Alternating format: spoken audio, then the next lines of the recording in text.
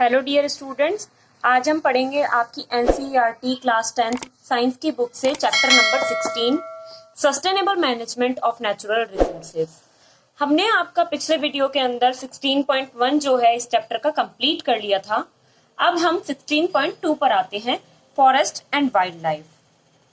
Forests are biodiversity hotspots. One measure of the biodiversity of an area is the number of species found there. However, the range of different life forms, bacteria, fungi, ferns, flowering plants, nematodes, insects, birds, reptiles, and so on, found is also important. One of the main aims of conservation is to try and preserve the biodiversity we have inherited. Experiments and field studies suggest that loss of diversity may lead to loss of ecological stability. Stakeholders, वो कौन कौन है? We all use various forest produce, but our dependency on forest resources varies. Some of us have access to alternatives, some do not.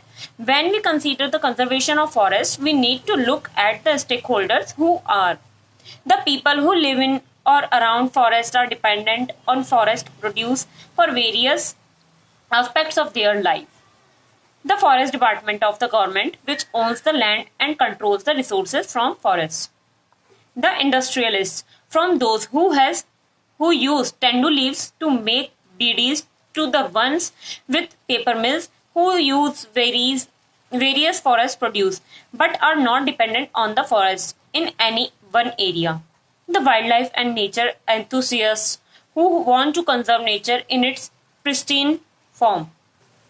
Let us take a look at which each of these groups gets out of the forest. The local people need large quantities of firewood, small timber and thatch. Bamboo is used to make slats for huts and baskets for collecting and storing food materials. Implements for agriculture, fishing and hunting are largely made of wood. Also, forests are sites for fishing and hunting, in addition to the people gathering fruits, nuts or medicines from the forest. Their cattle also graze in forest areas or feed on the fodder which is collected from forests. Do you think such use of forest resources would lead to the exhaustion of these resources?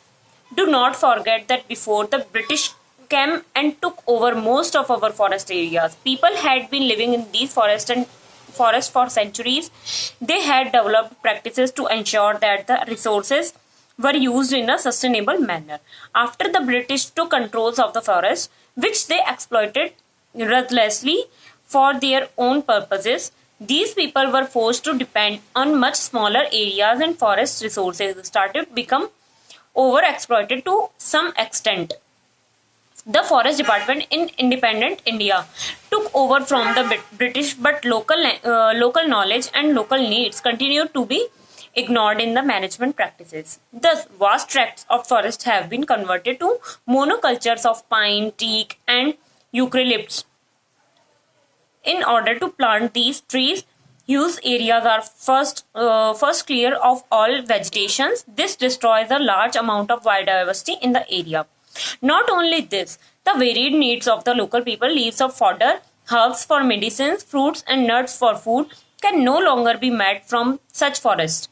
Such plantations are useful for the industries to access specific products and are an important source of revenue for the forest department. Do you know how many industries are based on forest produce? A short count reveals timber, paper, lac, and sports equipments. Industries would consider the forest as merely a source of raw material for its factories, and huge interest groups lobby the government for access to these raw materials at artificially low rates.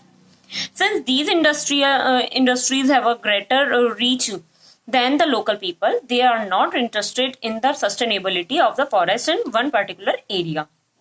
For example, after cutting down all the teak trees in one area, they will get their teak from a forest farther away.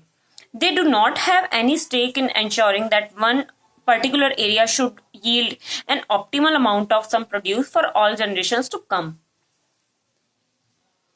Lastly, we come to the nature and wildlife enthusiasts who are in no way dependent on the forest but who may have considerable say in their management. The conservationists were initially taken up with large animals like lions, tigers, elephants, and rhinoceros. They now recognize a need to preserve biodiversity as a whole. But shouldn't we recognize people as forming part of the forest system? There have been enough instances of local people working traditionally for conservation of forest. For example, the case of Bishnoi's community living in western Rajasthan on the border of the Thar Desert. Conservation of forest and wildlife has been a religious tenet for them. These nature-loving people have for centuries been conserving the flora and fauna to the extent of sacrificing their lives to protect the environment. They are living with the basic philosophy that all living things have a right to survive and share all resources. The government of India has recently instituted an Amrita Devi Bishnoi National Award for Wildlife Conservation. आपसे question पूछा जाए कि wild life conservation के लिए national award हमारे India के अंदर किसके नाम पर दिया जाता है, वो है अमृता देवी बिश्नोई जी के नाम पर दिया जाता है. In the memory of Amrita Devi Bishnoi who in 1731 sacrificed her life along with 363 others for the protection of khejri trees in Khejarli village near Jodhpur in Rajasthan. Studies have shown that the prejudice against the traditional use of forest areas has no basis. Here is an example the Great Himalayan National Park contains within its reserved area alpine meadows which were grazed by sheep in summer. Nomadic shepherds drove their flock up from their valleys every summer. When this national park was formed, this practice was put to an end. Now it is seen that without the regular grazing by sheep, the grass first grows very tall and then falls over, preventing fresh growth. Management of protected areas by keeping the local people out or by using force cannot possibly be successful in the long run. In any case, the damage caused to forests cannot be attributed to only the local people. One cannot turn a blind eye to the deforestation caused by industrial needs or development. Projects like building roads or dams, the damage caused in these reserves by tourists or the arrangements made for their convenience is also to be considered. We need to accept that human interventions has been very much a part of the forest landscape. What has been managed in the nature and what may be the extent of this intervention? Forest resources ought to be used in a manner that is both environmentally and developmentally sound. In other words, while the environment is preserved, the benefits of the controlled exploitation go to the local people. A process in which decentralized economic growth and ecological conservation go hand in hand. The kind of economic and social development we want will ultimately determine whether the environment will be conserved or further destroyed. The environment must not be regarded as a pristine collection of plants and animals. It is a vast and complex entity that offers a range of natural resources for our use. We need to use these resources with due caution for our economic and social growth and to meet our material aspirations. Management of forest. We need to consider if the goals of all the above stakeholders with regards to the management of the forest are the same. Forest resources are often made available for industrial use at rates far below the market value, while these are denied to the local people. The Chipko Andolan, Hug the Tree movements, was the result of a grassroots level efforts to end the alienations of people from their forest. The movement originated from an incident in a remote village called Reni in Garhwal, high up in the Himalayas during the early 1970s. There was a dispute between the local villagers and a logging contractor who had been allowed to fell trees in a forest close to the village. On a particular day, the contractor's workers appeared in the forest to cut the trees while the men folk were absent. Undeterred, the women of the village reached the forest quickly and clasped the tree trunks, thus preventing the workers from felling the trees. Thus, thwarted, the contractor had to withdraw. Inherent in such a competition to control a natural resource is the conservation of a replenishable resource. Specifically, the method of use was being called into question. The contractor would have felled the trees, destroying them forever. The communities traditionally lop the branches and pluck the leaves, allowing the resource to replenish over time. The Chipko movement quickly spread across communities and media and forced the government to whom the forest belongs to rethink their priorities in the use of forest produce. Experience has taught people that the destruction of forest affected not just the availability of forest produce, but also the quality of soil and the sources of water. Participation of the local people can indeed lead to the efficient management of the forest. चिपको आंदोलन को गढ़वाल के अंदर start करने वाले जो थे वो थे सुंदरलाल बहुगुणा, जिनकी अभी हाल ही में डेथ हो चुकी है. An example of people's participation in the management of forests. In 1972, the West Bengal Forest Department recognized its failures in reviving the regarded Sal forest in the southwestern district of the state. Traditional methods of surveillance and policing had led to a complete alienations of the people from the administration, resulting in frequent clashes between forest officials and villagers. Forest and land related conflicts in the region were also a major factor in fueling the militant peasant movement led by the Naxalites. Accordingly, the department changed its strategy, making a beginning in the Arbari forest range of Midnapur district. Here, at the insistence of a far-seeing forest officer, A.K. Banerjee, villagers were involved in the protection of 1272 hectares of badly regarded Sal forest. In return for help in protection, villagers were given employment in both silvicultures and harvesting operations. 25% of the final harvest and allowed fuelwood and fodder collection on payment of a nominal fee. With the active and willing participation of the local community, the Sal forest of Arbari underwent a remarkable recovery by 1983. A previously worthless forest was valued rupees 12.5 crores. अब आता है 16.3 water for all.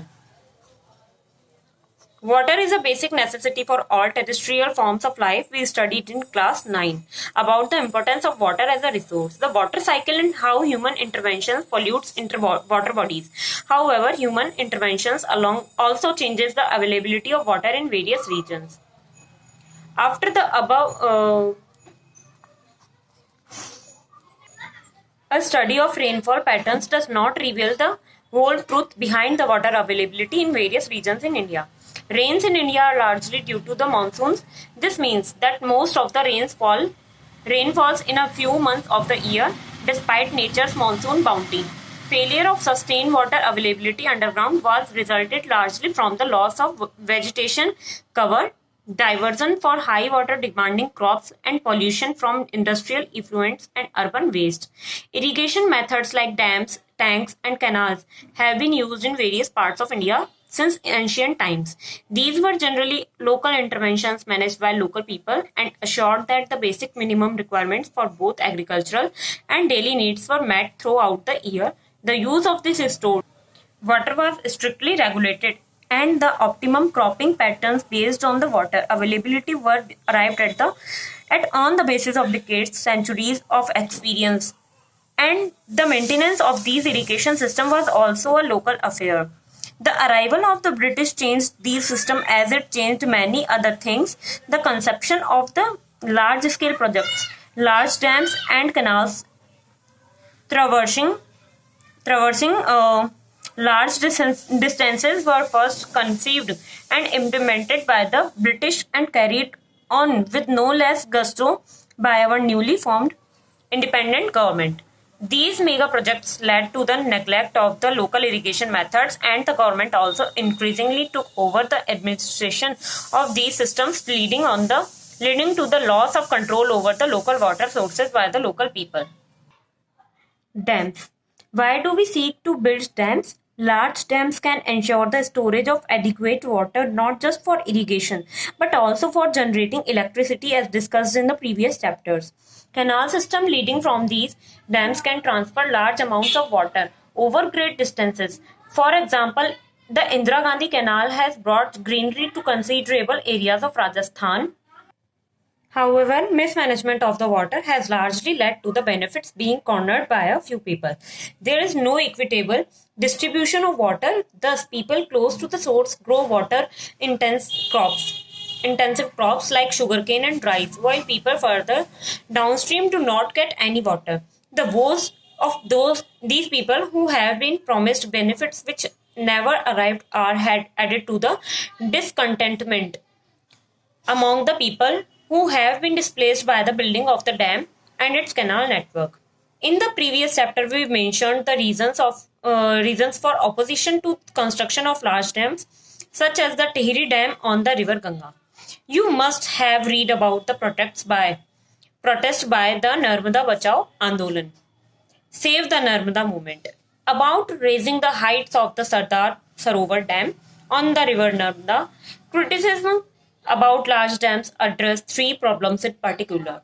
Social problems because they displace large number of peasants and tribals without adequate compensations of rehabilitation. Economic problems because they swallow up huge amounts of public money without the generation of proportionate benefits. Environmental problems because they contribute enormously to deforestation and the loss of biological diversity. The people who have been displaced by various development projects are largely poor tribals who do not get any benefits from these projects and are alienated from their lands and forests without adequate compensation. The Austies of the Tawa Dam, built in the 1970s, are still fighting for the benefits they were promised.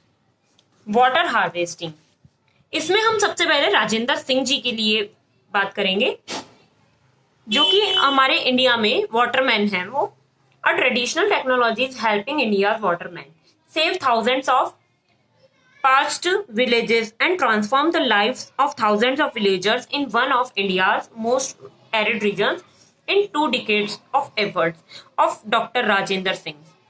8600 Johars and other structures to collect water have been built in Rajasthan, and water had been brought back to 1,000 villages across the state. In 2015, he won the Stockholm Water Prize. It is the most prestigious award which honors a person who contributes to the conservation and protection of water resources for the well-being of the planet and its inhabitants. अब आते हैं हम water harvesting पर. Watershed management emphasizes scientific soil and water conservation in order to increase the biomass production. The aims is to develop primary resources of land and water to produce secondary resources of plants and animals for use in manner which will not cause ecological imbalance. Watershed management not only increases the production and income of the watershed community but also mitigates drought and floods and increases the life on the downstream dam and reservoirs. Various organizations have been working on rejuvenating ancient systems of water harvesting as an alternative to the mega projects like dams. These communities have used hundreds of indigenous water saving methods to capture every trickle of water that had fallen on their land, dug small pits and lakes, put in place simple watershed system, built small earthen dams, constructed dikes and sand and limestone reservoirs, set up rooftop water collecting units. This has enriched groundwater levels and even brought river back to life. Water harvesting is an age-old concept of India. Khadins, tanks and nadis in Rajasthan, bandhars and tals, tal or bandhars in Maharashtra, bundis in Madhya Pradesh and Uttar Pradesh, ahars and pines in Bihar, kul in Himachal Pradesh, ponds in the Kandi belt of Jammu region and Aris tanks in Tamil Nadu, surangams in Kerala and kattas in Karnataka are some of the ancient water harvesting, including water convenience structures still in use today. Water harvesting techniques are highly local specific and the benefits are also localized. Giving people control over their local water resources ensures that mismanagement of over exploitation of these resources is removed. In largely level terrain, the water harvesting structures are mainly crescent-shaped earthen embankments or low, straight concrete and rubble check dams built across seasonally flooded gullies. Monsoon rains fills the ponds behind these structures. Only the largest structures hold water year round. Most dry up 6 months or less after the monsoon. Their main purpose, however, is not to hold surface water but to recharge the groundwater beneath. The advantage of water stored in the ground are many. It does not evaporate but spreads out to recharge wells and provides moisture for vegetation over a wide area. In addition, it does not provide breeding grounds for mosquitoes like stagnant water collected in ponds or artificial lakes. The groundwater is also relatively collected from contamination by human and animal waste. ये है traditional water harvesting system and ideal setting of the khadin system. ये होगा catchment area जहां से पानी जो है अंदर आएगा. एंड खादिन और क्रॉप्ड एरिया ये होगा. फिर ये जो है ये आपका है सीपेज. फिर खादिन बंड है. इसमें से होते हुए ये सलाइन एरिया है और यहाँ पर शैलो डगवेल बना हुआ है.